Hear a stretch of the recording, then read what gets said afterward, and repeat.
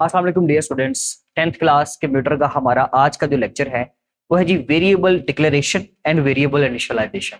Variable को declare करना क्या होता है, वेरिएबल को इनिशियलाइज करना क्या होता है और इसका सिंटैक्स क्या है, कैसे हम डिक्लेयर करेंगे, कैसे इनिशियलाइज करेंगे, जानते हैं अपने इस आज के लेक्चर में। देखिए स्टूडेंट्स, फर्स्ट ऑफ ऑल हम एक बहुत ही आसान काम करते हैं कि पहले हम इनका सिंटैक्स लिख लेते हैं कि भाई ये दोनों में फर्क क्या है और क्या सिंटैक्स होगा। वेरिएबल डिक्लेरेशन का मतलब होता है कि आप जब एक वेरिएबल बनाते हो इस तरह से, डेटा टाइप, वेरिएबल का नाम var नाम मैंने शॉर्ट में लिख दिया, बस ये आपके वेरिएबल डिक्लेयर हो गया कि भाई मैंने इस प्रोग्राम के अंदर ये वाला वेरिएबल इस्तेमाल करना है। उसकी क्या वैल्यू है वो अभी आपने नहीं बताई, लेकिन जब आप लिखते हो डेटा टाइप, वेरिएबल का नाम और साथ ही उसको वैल्यू असाइन कर देते हो, that is called as variable initialization. बहुत ही सिंपल कि भाई सिर्फ अगर वेरिएबल का नाम लिखा है, उसको वैल्यू अभी नहीं दी, वो वेरिएबल डिक्लेरेशन है। कि आपने वेरिएबल डिक्लेयर तो कर दिया, कॉल कर दिया, नाम बना दिया कि भाई मैंने इस्तेमाल करना है इसको, लेकिन उसको इनिशियलाइज नहीं किया। इनिशियलाइज का मतलब है कि जब आप उसको वैल्यू असाइन कर दोगे उसको इनिशियलाइजेशन बोलते हैं। ये दोनों काम एक ही लाइन के ऊपर किए जा सकते हैं, एक ही स्टेटमेंट के अंदर। फॉर एग्जांपल मैं लिखता हूं जी डेटा टाइप भी लिख दी मैंने, ठीक है, और मैंने वेरिएबल का नाम भी लिख दिया, ठीक है, उसके बाद मैंने साथ ही उसको वैल्यू भी असाइन कर दी।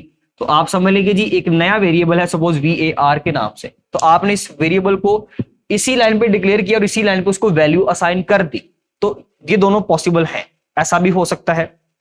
एक चीज और, अगर आपने एक वेरिएबल को जस्ट डिक्लेयर किया है और आप उसको, उसका नाम है जी जेंडर, ठीक है, तो आप इस जेंडर को जब वैल्यू असाइन करोगे इस तरह से, स्टूडेंट सपोज आपने इसको कह दिया जी ये मेल है, ठीक है, तो आपने तब जब आपने इसको वैल्यू असाइन करनी है तब आपने इसकी डेटा टाइप मेंशन नहीं करनी। अगर आप किसी अलग स्टेटमेंट पे वेरिएबल को डिक्लेयर कर रहे हो, if you are declaring a variable on another line, then in the next line if you are going to initialize the variable, then there is no need to declare the type of that variable। उसकी जो type है वो हमें बताने की बिल्कुल भी जरूरत नहीं है। बस आपने एक दफा डेटा टाइप लिख दी, वेरिएबल डिक्लेयर कर दिया, नेक्स्ट लाइन पे आपने उसको इनिशियलाइज कर दिया, ये बिल्कुल करेक्ट होगा। इसमें डिफरेंट एग्जांपल्स हैं आपके पास, जिसमें आप लोगों ने लिखा हुआ जी के हमारे पास कुछ एग्जांपल्स है बुक के अकॉर्डिंगली। अनसाइंड इंट एज एक डिक्लेयर्ड वेरिएबल है, फ्लोट हाइट डिक्लेयर्ड वेरिएबल है, इंट सैलरी डिक्लेयर्ड वेरिएबल है।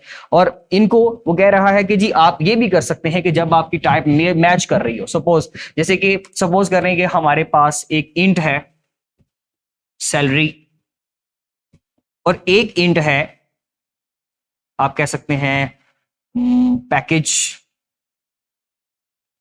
तो आप इन दोनों वेरिएबल्स को एक ही लाइन पे क्यों नहीं बना देते? भाई देखिए आपने एक स्टेटमेंट पे लिखा इंट सैलरी इंट पैकेज, तो बेहतर नहीं कि आप इन दोनों को एक ही स्टेटमेंट एक ही लाइन के अंदर डिक्लेयर कर दें।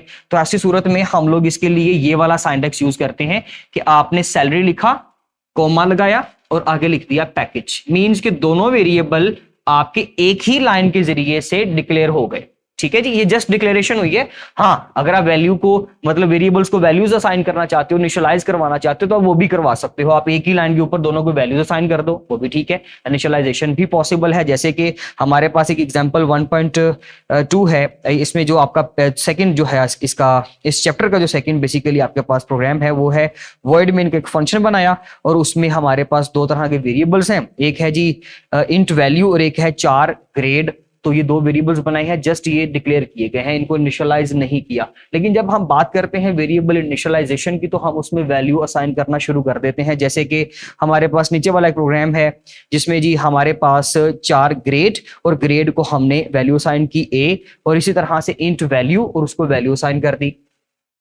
आप समझ ले, इंट है मेरे पास वैल्यू, मैंने उसको वैल्यू जब असाइन कर दी सपोज 25, तो students that is a declare initialised variable. ये एक इनिशियलाइज्ड वेरिएबल है, डिक्लेयर भी मैंने इसको अभी किया है लेकिन मैंने इसको इनिशियलाइज भी कर दिया है। लेकिन अगर मैं बात करूं इसकी 4 ग्रेड की, तो स्टूडेंट्स ये सिर्फ अभी एक डिक्लेयर्ड वेरिएबल है। मैं जैसे ही इसको वैल्यू असाइन करूंगा इस तरह से, ग्रेड में मैंने दे दिया जी सपोज A ग्रेड दे दिया, तो ये आपका इनिशियलाइज्ड वेरिएबल है। तो इसका मतलब हुआ जी कि जब आप इक्वल्स टू का साइन लगाकर वैल्यू लिख देते हो, वेरिएबल इनिशियलाइज हो जाता है। अदरवाइज जस्ट वेरिएबल क्या है, डिक्लेयर्ड वेरिएबल है। तो ये बेसिकली बिग डिफरेंस है इन दोनों में, और इनका कॉन्सेप्ट जो है वो बहुत ज्यादा इस्तेमाल होगा आगे जाकर। हमें इनिशियलाइजेशन का, हमें डिक्लेरेशन का आइडिया होगा तो हम अपने मल्टीपल प्रोग्राम्स कर सकेंगे, अदरवाइज ये हमारे लिए मुश्किल हो जाएगा। इसमें हमारे पास एक और एग्जांपल है, एक एक्टिविटी है जी, जिसके अंदर हमने क्या करना है, write a program that declares variables of appropriate data type to store your personal data. Initialize these variables with the following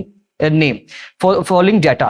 Initialize letter of your name. आपने क्या करना है जी, इनिशियलाइज करना है आपने नाम को अपने फर्स्ट लेटर के साथ। एक आपने वेरिएबल बनाना है, सपोज कर लें initial letter of your name, तो नेम के लिए हम 4 टाइप का बना लेते हैं। ये हमारी एक्टिविटी है स्टूडेंट्स। नेम, मैंने वेरिएबल का नाम रखा और मेरे नाम का सपोज जी पहला कैरेक्टर है ए, तो वो मैंने लिख दिया। ओके, उसके बाद initial letter of your gender, तो 4 टाइप का ही बनेगा क्योंकि भाई उसमें भी एक ही आना है। 4 यहां पे लिख लेते हैं, जेंडर मेल, ले जी ये भी हो गया।